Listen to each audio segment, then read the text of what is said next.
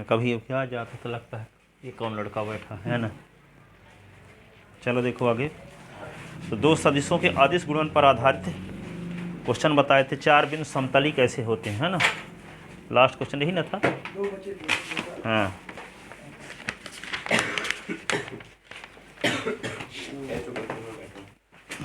हाँ बैठ जाओ।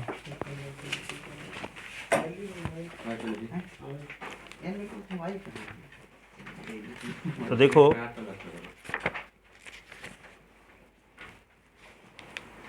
चार बिंदु समतली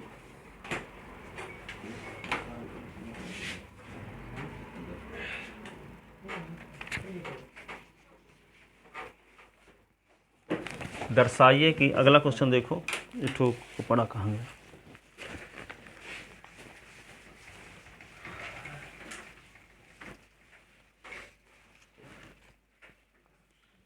सो दैट दर्शाइए, सो दैट मीन्स दर्शाइए, ठीक है, कि स्थित सदिश स्थित, देखो स्थित सदिश 4i कैप 8j कैप और 12k cap 2i cap 4j cap plus 6k cap फिर 3i cap plus 5j cap plus 4k cap 5i cap plus 8j cap 5i cap plus 8j cap plus 5k cap वाले चारों बिंदु समतली हैं, वाले चारों बिंदु समतली हैं। देखो 4 ठो बिंदु दिए गए हैं, चारों बिंदु का इसी सदिश दिया गया है। उन चारों बिंदु का नाम हम क्या रख लेते हैं, ए बी सी डी, ठीक है। तो माना 4 बिंदु ए बी सी डी हैं, माना 4 बिंदु ए बी सी व डी हैं।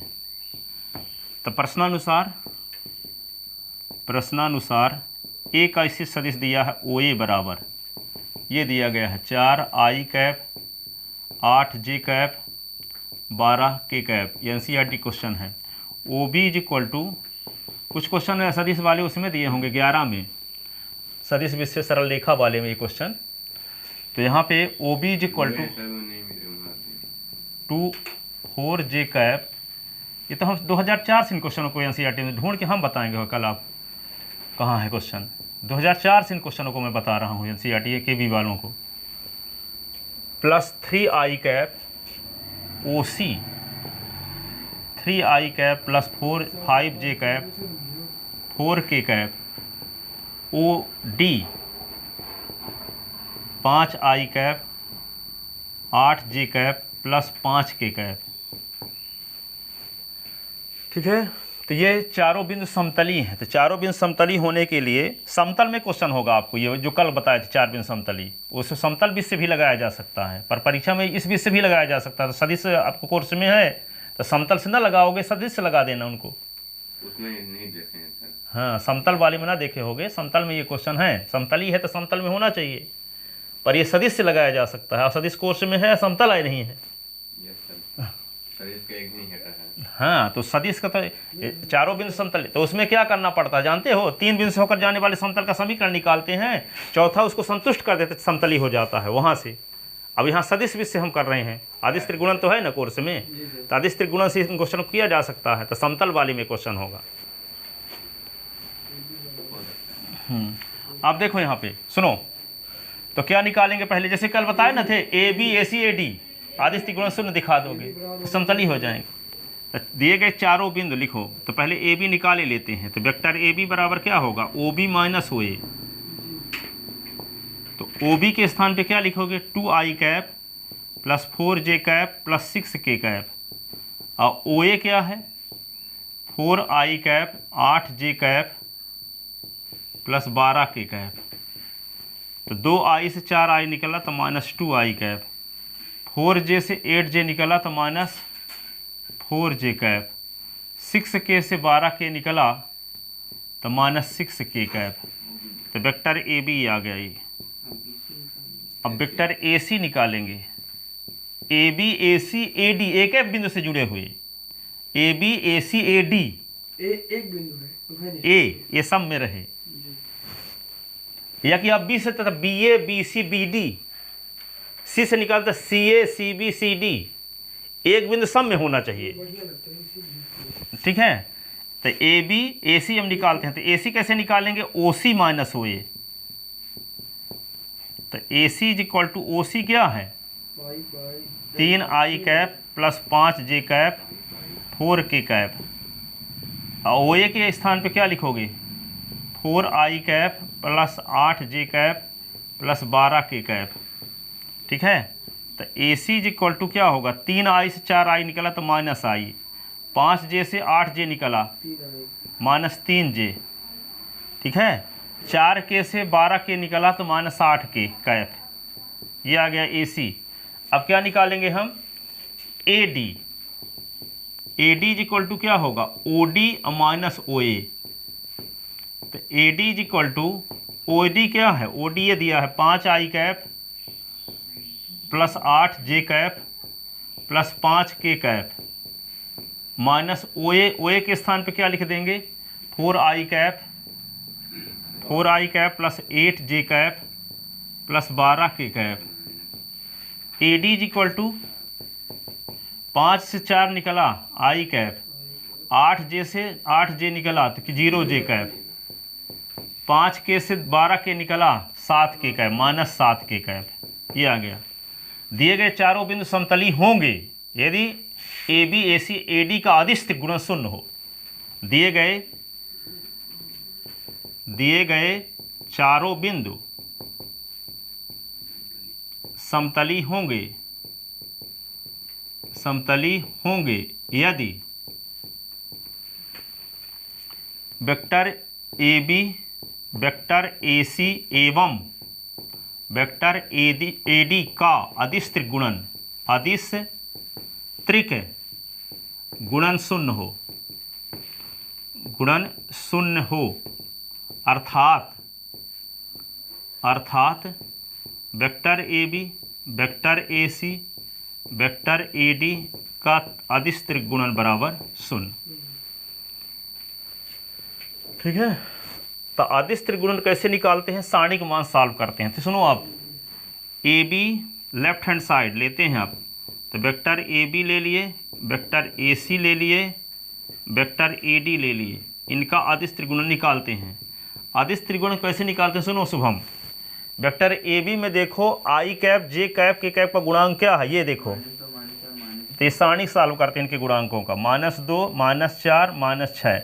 AC में देखो AC में क्या है -1 -3 -8 -1 -3 -8। AD में देखो 1 0 -7 1 0 -7। इस सारणी का मान निकालो, यदि 0 आ गया तो ABC चारों बिंदु क्या होंगे समतली। इस सारणी का मान अदिश त्रिगुणन निकालने का तरीका यही है, उन वेक्टर में i कैप j कैप के कैप के जो गुणांक होते हैं उन गुणांकों का सारणी सॉल्व करना अदिश त्रिगुणन कहलाएगा, क्योंकि इसका मान तो अदिश में आएगा, i कैप j कैप तो इसका आंसर नहीं आएगा, कोई संख्या आएगी ना, तो संख्या क्या कहलाती है अदिश। सदिश कब कहलाएगा जब उसमें वेक्टर लगा हो अथवा i कैप j कैप के कैप लगा हो। तो इसको सॉल्व करने से i कैप j कैप के कैप वाला पद तो आएगा नहीं, क्योंकि कोई भी पंक्ति में i कैप j कैप के कैप नहीं है, सब संख्या है, ठीक है। तो ये क्या आएगा रिजल्ट इसका अदिश में आएगा। तो इसको सॉल्व करने का तरीका आप जान चुके हो, ठीक है। कौन चैप्टर में पढ़े थे आप सारणिक में चैप्टर 4 में।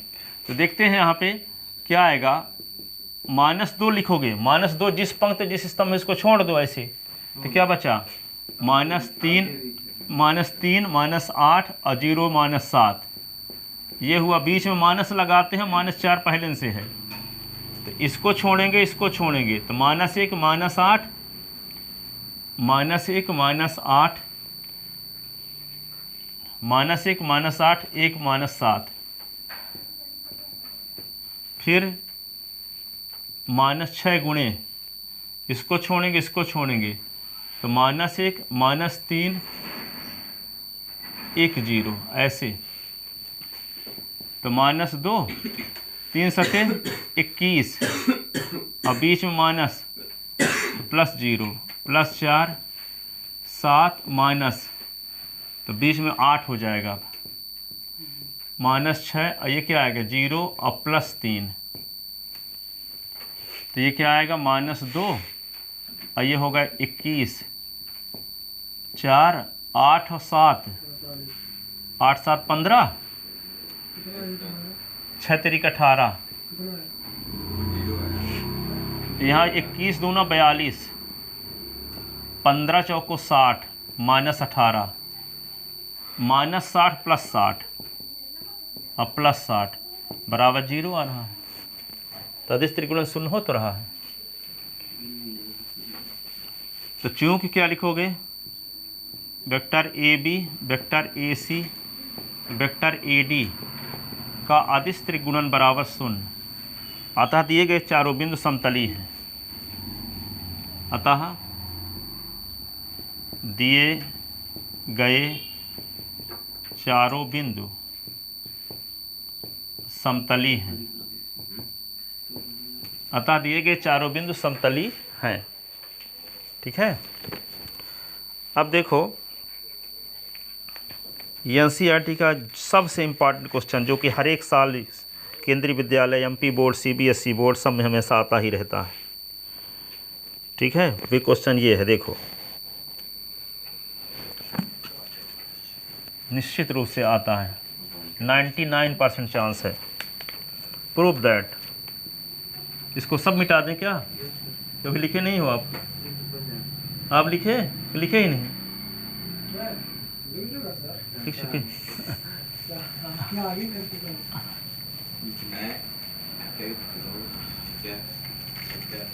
अब देखो सबसे important question, very very very very 1000% आने का चांस। देखो प्रूव दैट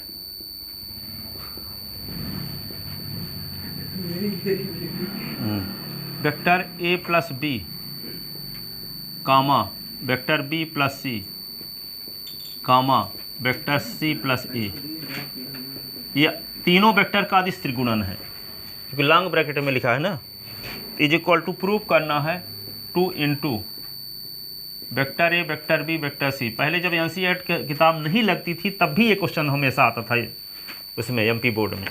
ठीक है ना। 2019 18 से 11 में, 19 से 12 में नहीं, 12 भी लगा सकते हैं। तो देखो यहाँ पे, तो ये इसका अदिश त्रिगुणन ये होना चाहिए, ये सिद्ध करना है। अदिश त्रिगुणन क्या होना चाहिए? 0। तो आपको अदिश त्रिगुणन की 4 विशेषताएं बताए थे, उन विशेषताओं का यूज होगा। सुनो, पहले तो आपको ये होगा कि 3 सदिशों में से कोई 2 सदिश समान हो तो अदिश त्रिगुणन 0 होता है। 3 सदिश समतली हो तो अदिश त्रिगुणन 0 होता है। 3 सदिश में से 2 सदिश समांतर हो तो अदिश त्रिगुणन 0 होता है। 0 होने के लिए 3 कंडीशन है। तो यहाँ पे देखो, सबसे पहले आपको ये आप शुभम सुनो, यहाँ पे मान लो ABC है, ABC इसका अदिश त्रिगुणन निकालना है। तो इसकी परिभाषा ये है कि वेक्टर A.B × C, ये परिभाषा है, अथवा सारणिक सॉल्व कर दो। ठीक है, A.B × C करो अथवा उसका सारणिक सॉल्व करो। तो A.B × C, तो यहाँ पे क्या है, A का काम कर रहा है ये पूरा, B का काम कर रहा है ये पूरा, और C का काम कर रहा है ये। तो जब परिभाषा लगाएंगे तो पहला सदिश डॉट है 2 का क्रॉस, जैसे पहला सदिश डॉट 2 का क्रॉस, तो पहला सदिश डॉट 2 का क्रॉस ऐसे लिखेंगे। तो लेफ्ट हैंड साइड क्या लिखें, पहला सदिश डॉट, तो पहला सदिश है क्या, A + B और डॉट और 2 का क्रॉस। ठीक है, तो क्या लिखेंगे, B + C और क्रॉस C + A ऐसे। ठीक है। अब देखो यहाँ पे अब कुछ भी नहीं बचा, वेक्टर A + B ऐसे लिख लो, डॉट, अब क्रॉस करते हैं तो B का C के साथ क्रॉस, तो B × C, फिर B का A के साथ क्रॉस, तो B × A, क्रम ना बदलना कि बी का ये है तो क्रम से लिख दें ए क्रॉस बी, गलत हो जाएगा। पहले बी है बाद में सी तो बी क्रॉस सी, पहले बी है फिर ए तो बी क्रॉस ए, पहले सी है फिर सी क्रॉस सी, सी क्रॉस सी, फिर क्या है पहले सी है बाद में तो सी क्रॉस ए, ये क्रॉस कर दिए सबका।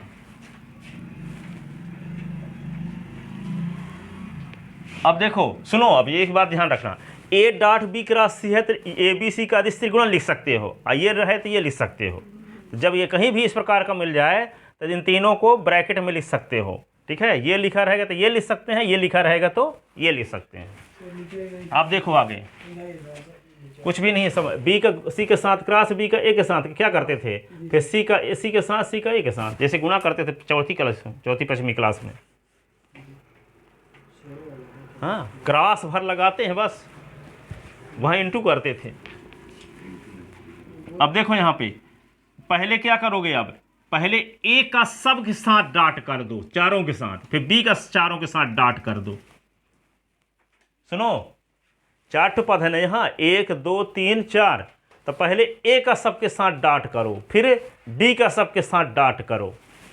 करते हैं पहले ए का, तो पहले ए डॉट लिखो और फिर बी क्रॉस सी, फिर प्लस ए डॉट करो। ऐसा नहीं हो सकता जैसे सी डॉट सी क्रॉस सी लिखा है ना, हाँ, वो शून्य नहीं हो सकता सर। अरे आगे इकट्ठे फिर करेंगे ना, चिंता काहे करते हो, ताकि कुछ मज़ा भी आए। ठीक है, हाँ आगे आएगा, यहाँ पे कर भी सकते हो, बाद में इकट्ठा भी कर सकते हो कि 3 सदिशों में 2 समान है तो शून्य हो जाएगा, अदिश त्रिगुणन प्रॉपर्टी लग जाएगी। ठीक है, तो क्या करें, ए का चारों के साथ डॉट करते हैं पहले, फिर बी का चारों के साथ डॉट करते हैं। तो पहले ए डॉट इसको लिखे, फिर ए डॉट इसको लिखेंगे, फिर ए डॉट इसको लिखेंगे, फिर ए डॉट इसको लिखेंगे, फिर बी डॉट ये, बी डॉट ये, बी डॉट ये, बी डॉट ये। ठीक है ना, तो करते हैं पहले ए डॉट इसके साथ कर दिया, अब ए डॉट ये लिखेंगे, A dot B cross A, A dot C cross C, A dot C cross A, ऐसे। ठीक है, ए का हो गया डॉट। अब क्या करते हैं, vector B dot B cross C, vector B dot B cross C, vector B dot C cross C, vector B dot C cross A, ऐसे। अब देखो ये ए बी सी का अदिश त्रिगुणन हो गया, ये ए बी सी का अदिश त्रिगुणन। ये किसका हुआ, ए बी ए का अदिश त्रिगुणन, ए बी ए का अदिश त्रिगुणन। ये क्या हुआ, ए सी सी का अदिश त्रिगुणन। ठीक है, ये क्या हुआ, ए सी ए का अदिश त्रिगुणन, ए सी ए का अदिश त्रिगुणन।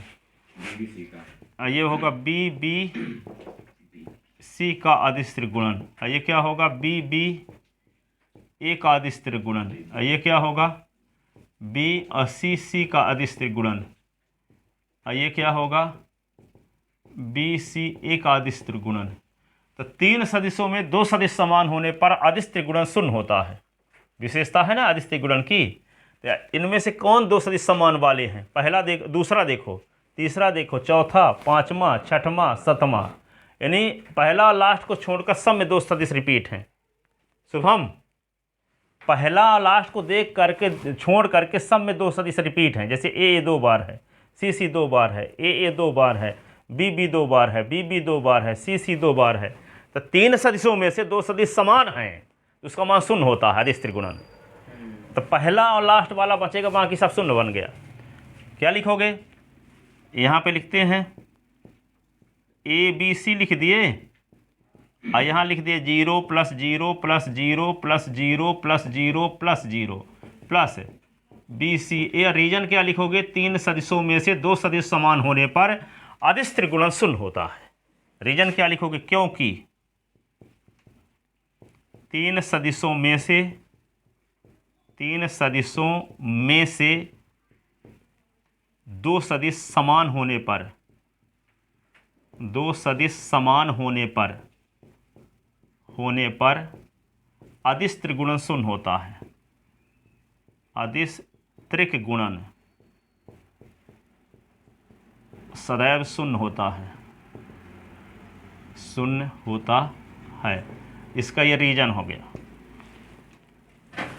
अदिश त्रिगुणन शून्य। अब चक्रीय क्रम के अपरिवर्तित होने पर मान अपरिवर्तित रहता है। सुनो, चक्रीय क्रम के अपरिवर्तित रहने पर, तो ए बी सी भी चक्रीय क्रम में है, बी सी ए भी चक्रीय क्रम में है। देखो देखो, जी सर। ये ए बी सी लिखे दो। ए बी सी किस क्रम में है? Anti clockwise. बी सी ए भी एंटी क्लॉकवाइज में है। बी सी ए देखो, बराबर है। हाँ देखो यहाँ पे बी सी ए भी एंटी क्लॉकवाइज है और ए बी सी भी एंटी क्लॉकवाइज है, तो चक्रीय क्रम अपरिवर्तित है। ठीक है, उल्टा पुल्टा नहीं है, एंटी क्लॉकवाइज दोनों है। ऐसा नहीं है कि एंटी क्लॉकवाइज है। तो चक्रीय क्रम के अपरिवर्तित रहने पर मान अपरिवर्तित रहता है। इसका मतलब बी सी ए के स्थान पे भी ए बी सी लिखा जा सकता है। क्या लिखा जा सकता है? ए बी सी लिखा जा सकता है। ए बी सी 2 बार आ जाएगा, 2 इंटू ए बी सी। देखो बी सी ए चक्रीय क्रम में है कि नहीं है, तो बी सी ए के स्थान पे ए बी सी लिखा जा सकता है, क्योंकि चक्रीय क्रम के अपरिवर्तित रहने पर मान अपरिवर्तित रहता है, बदलता नहीं है। तो यहाँ पे क्या लिख दोगे आगे? ए बी सी, और यहाँ बी सी ए के स्थान पे क्या लिख देंगे? A B C. क्योंकि यहाँ लिख देते हैं, इसका भी रीजन, क्योंकि चक्रीय क्रम के अपरिवर्तित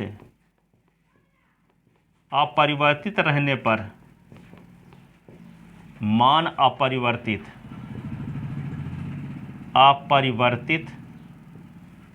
रहता है। अर्थात इसका मतलब ये हुआ कि बी सी ए बराबर ए बी सी, बी सी ए बराबर ए बी सी। तो जहाँ बी सी ए था वहाँ ए बी सी लिख दिए। अब देखो ए बी सी कितनी बार है? 2 बार। तो 2 इंटू ए बी सी। यही तो हमें प्रूफ भी करना था।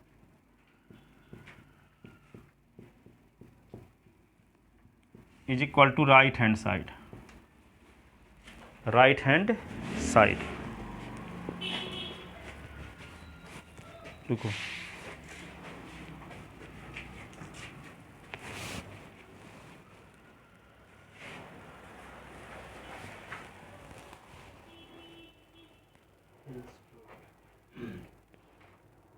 लिख ले इसको ना, ये वेरी इंपॉर्टेंट क्वेश्चन है, हमेशा आता है और इस साल भी आएगा। एक बार और कुछ भी नहीं है, गुणा जैसे करते हो पश्चिमी छठवीं में उसी प्रकार गुणा किया गया है, कुछ है ही नहीं। सुनो यहाँ पे, पहला सदिश डॉट दोनों का क्रॉस कर दिए, अब इसका दोनों के साथ क्रॉस, इसका दोनों के साथ क्रॉस, तो ये रिजल्ट आ गया। अब यहाँ पे ए प्लस बी है तो पहले ए का चारों के साथ डॉट, फिर बी का चारों के साथ डॉट, ऐसे कर दिए। ठीक है, अब ए डॉट बी क्रॉस सी का मतलब होता है ए बी सी का अदिश त्रिगुणन। ये इसका होगा बी ए का अदिश त्रिगुणन, तो इसको इस रूप में लिख दिए। और जिसमें 2 सदिश समान हो उसका मान शून्य होता है, तो इसमें 2 समान है, इसमें 2 समान है, इसमें 2 समान है, इसमें 2 समान है, इसमें 2 समान है, इसमें 2 समान है।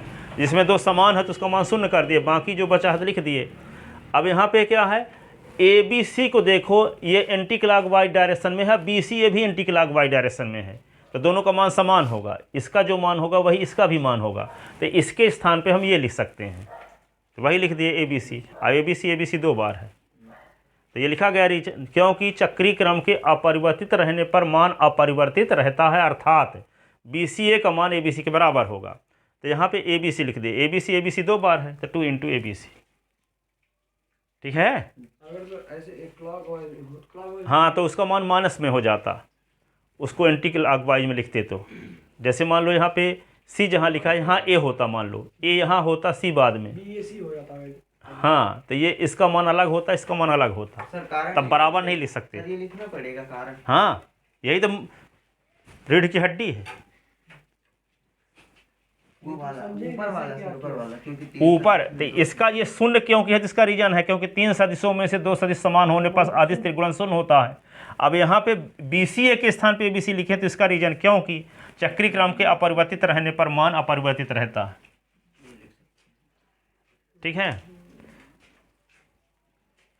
अब इसी क्वेश्चन, इसी टाइप का एक और क्वेश्चन है जो कि वे भी हमेशा आता है, ये नहीं आता तो वे आता है फिर, या कि फिर वे आ जाता है कि तीन सदिश समतली हैं, तो अदिश त्रिगुणन शून्य दिखाओगे। एक ये आ जाता 3 सदिश समतली है तो लैम्डा का मान 2 नंबर का 2 ठो आ रहा है।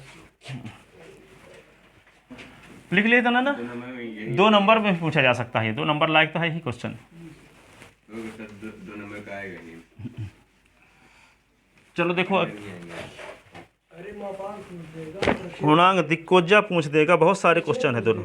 हाँ 2 नंबर वाले बहुत सारे क्वेश्चन बन सकते हैं। न्यूनतम दूरी न्यूनतम दूरी तो उसमें है। बड़े नहीं आएंगे। उसमें 11 पार्ट में न्यूनतम दूरी है, उस वो आएगा 4 नंबर का। अब देखो अगला question very very very very very very, ये भी 50 साल आ चुका है, केंद्रीय विद्यालय CBSE बोर्ड। यदि है इसी संबंधित, NCERT की सर। हाँ NCERT का है, यदि A + B B + C और C + A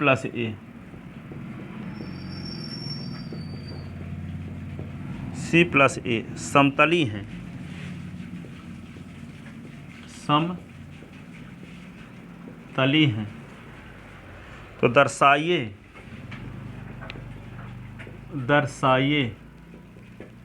कि सदिश vector A vector B vector C समतली हैं।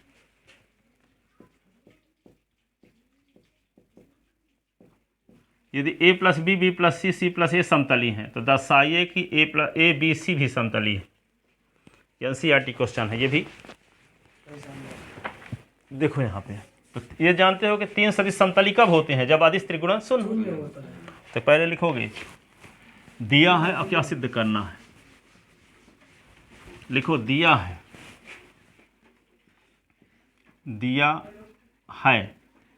Vector A + B vector B + C vector C + A समतली हैं,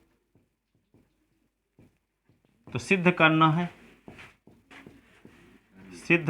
है vector A vector B vector C समतली हैं।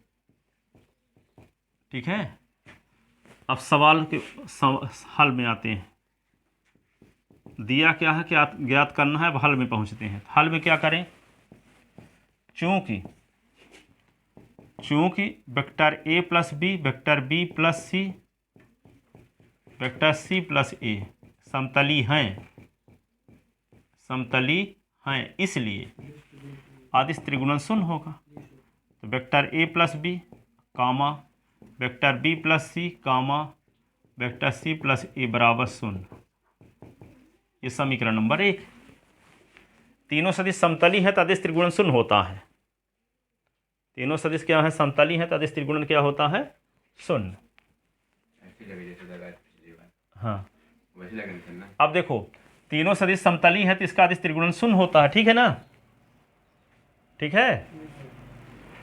और जब अदिश त्रिगुणन शून्य होता है तो इसी को और सिंप्लीफाई करते हैं, ठीक है।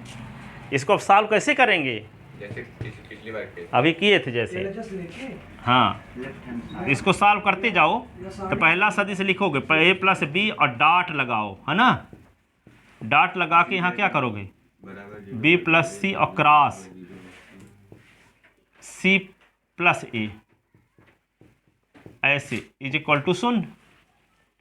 इसी को क्या करेंगे, वेक्टर A + B। अब इसका क्रॉस कैसे करते थे पहले बताए हैं, दोनों B cross C B cross A C cross 3 C cross C A C cross A = 0। यदि आपको इसको शून्य करना हो तो अभी शून्य भी कर सकते हो, अभी भी, ठीक है, कर दें अभी, नहीं सर। उसी जैसे करते हैं ताकि आपको याद रहे, है ना। तो आपके A का करेंगे सबके साथ डॉट, तो vector A dot B cross C vector A dot B cross A vector A dot C cross C vector A dot C cross A ऐसे, plus vector B dot B cross C फिर vector B dot B cross A फिर vector B dot C cross C फिर फिर vector B dot C cross A is equal to 0। ठीक है, आई employees ये क्या होगा, ए बी सी का अदिश त्रिगुणन, ये क्या होगा, ए बी ए का अदिश त्रिगुणन, ये क्या होगा, ए सी सी का अदिश त्रिगुणन, ये क्या होगा, ए सी ए का अदिश त्रिगुणन, ये क्या होगा, बी बी सी का अदिश त्रिगुणन, ये क्या होगा, बी बी ए का अदिश त्रिगुणन, ये क्या होगा, बी सी सी का अदिश त्रिगुणन, ये क्या होगा, बी सी ए का अदिश त्रिगुणन बराबर 0। तो पहला लास्ट को छोड़कर सब क्या बन गया, 0। तो लिखते हैं आगे, पहला लिख दो ए बी सी और 6 बार 0 लिखो। अब फिर लास्ट में क्या लिख दो, बी सी ए, बी सी ए अब बराबर क्या लिख दोगे, 0। रीजन क्या लिखोगे, 3 सदिशों में, क्योंकि 3 सदिशों में से, 3 सदिशों में से किन्हीं 2 सदिशों के समान होने पर अदिश त्रिगुणन 0 होता है, 0 होता है, क्योंकि 3 सदिशों में से किन्हीं 2 सदिशों के समान होने पर अदिश त्रिगुणन क्या होता है, 0 होता है। ठीक है, अब क्या लिख दोगे, वेक्टर ए बी सी और यहाँ भी लिख देते हो vector A B C. Reason क्या लिखो, इज इक्वल टू 0, क्योंकि वेक्टर बी सी ए बराबर ए बी सी। रीजन क्या लिखोगे, अदिश त्रिगुणन में चक्रीय क्रम के अपरिवर्तित रहने पर मान अपरिवर्तित रहता है, क्योंकि अदिश त्रिगुणन में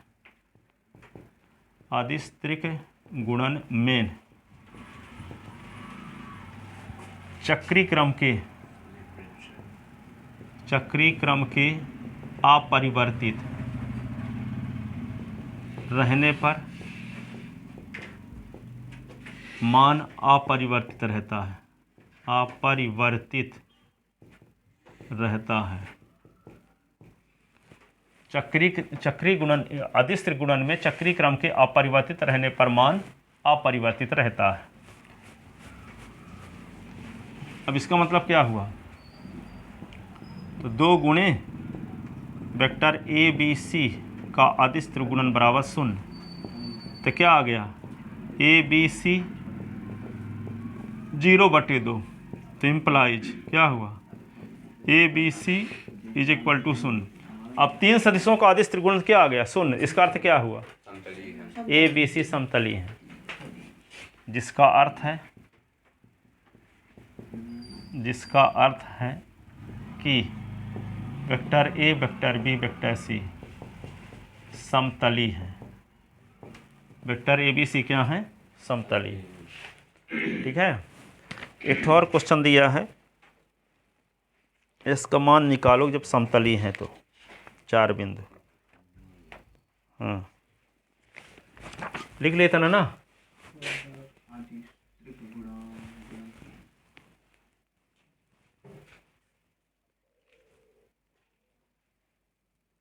अदिश त्रिगुणन में चक्रीय क्रम के अपरिवर्तित रहने पर मान अपरिवर्तित रहता है, क्योंकि 3 सदिशों में से किन्हीं 2 सदिशों के समान होने पर अदिश त्रिगुणन 0 होता है।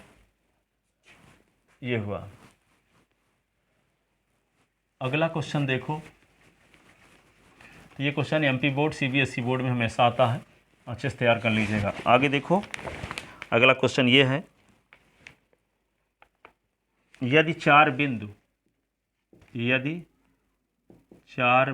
कौन बिंदु, ये भी एनसीईआरटी क्वेश्चन है। ए जिसका निर्देशांक है 3 2 1, बी जिसका निर्देशांक है 4x5, 4x5। और तीसरा है सी जिसका निर्देशांक 4 2 -2, गूगल पे फॉर बिजनेस में 140 4 रुपए 2 मिले। -2। और डी जिसका निर्देशांक 6 5 -1 है, 6 5 -1 है, 6 5 -1। समतली, समतली हैं, समतली हैं तो एक्स का मान ज्ञात कीजिए, ज्ञात कीजिए,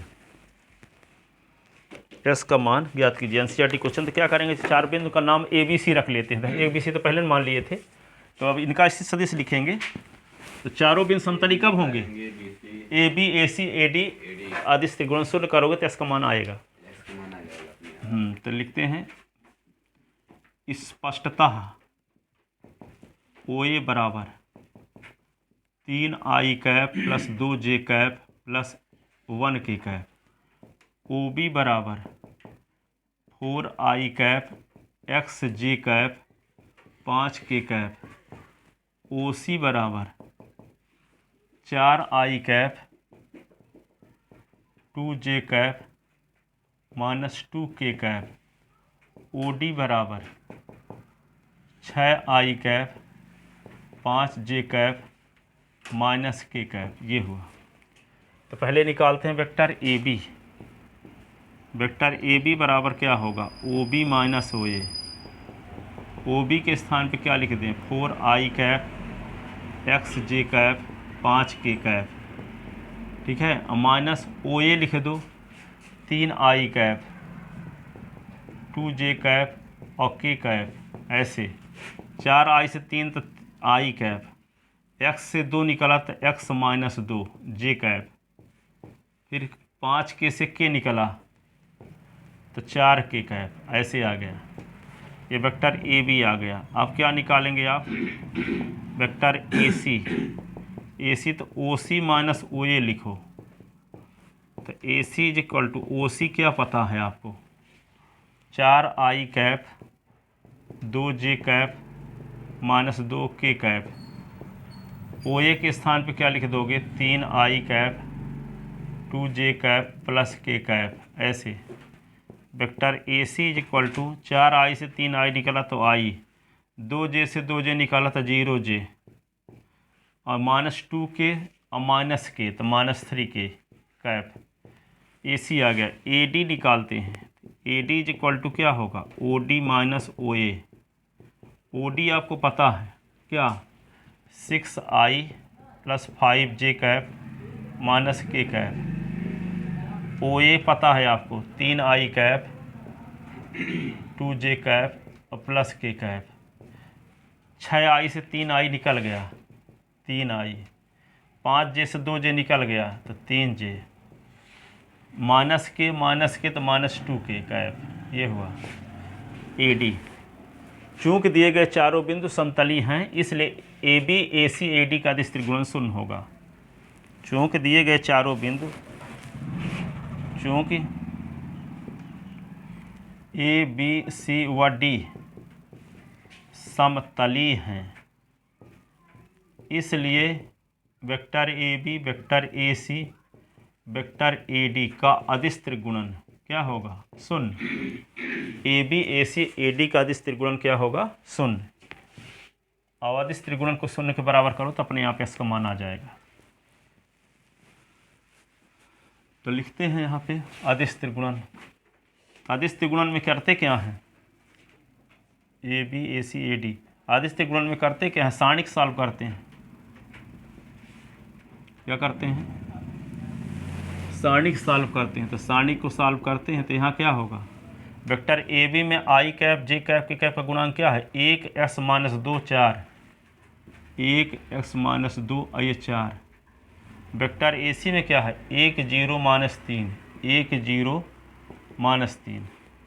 और ए डी में क्या है, 3 3 minus 2, 3 3 minus 2 I is equal to 0 उतारते ही जाओगे। अब इस सारणी का मान सॉल्व करते हैं तो एक गुणे एक जिस पंक्ति जिस स्तंभ है उसको छोड़ो तो 0 माइनस 3 3 माइनस 2 फिर माइनस x माइनस 2 इंटू ये जिस पंक्ति जिस स्तंभ है इसको छोड़ो तो क्या होगा 1 माइनस 3 और 3 माइनस 2 ये होगा 4। तो क्या होगा 1 0 3 3 इज इक्वल टू 0। तो क्या लिख देंगे इसको 0 का गुणा माइनस 2 के साथ 0 यही ना। अब बीच में माइनस साइन लगेगा 3 3 9 तो प्लस 9 फिर x minus 2 into minus 2 plus 3 3 9 plus 4 3 और माइनस 0 इज इक्वल टू 0। तो क्या होगा 1 गुणे 9 और x माइनस 2 9 से 2 निकाल दो तो 7 4 गुणे 3 बराबर 0 x बराबर 1 9 और ये माइनस 7x और 7 दूना 14 4 3 12 इज इक्वल टू 0।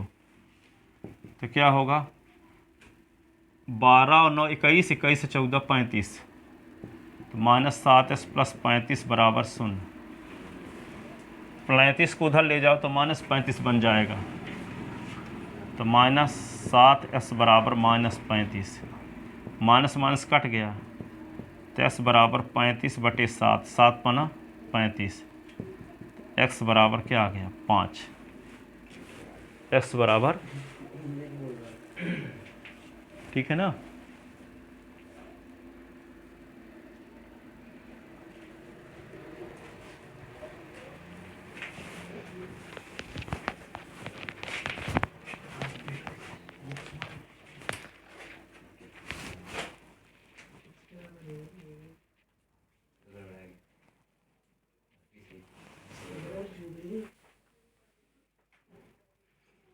अब देखो आगे